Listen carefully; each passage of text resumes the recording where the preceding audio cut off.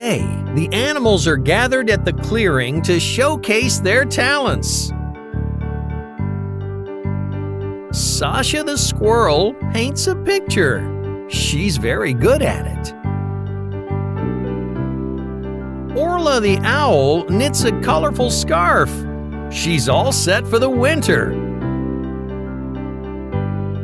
Hank the hedgehog works on a jigsaw puzzle.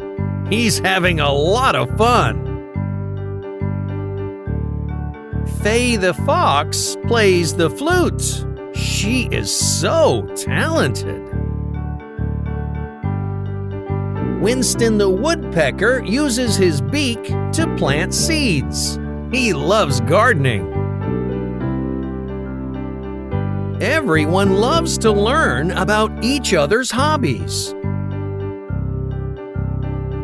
So they decide to practice each other's hobbies. Why don't you try one of these too?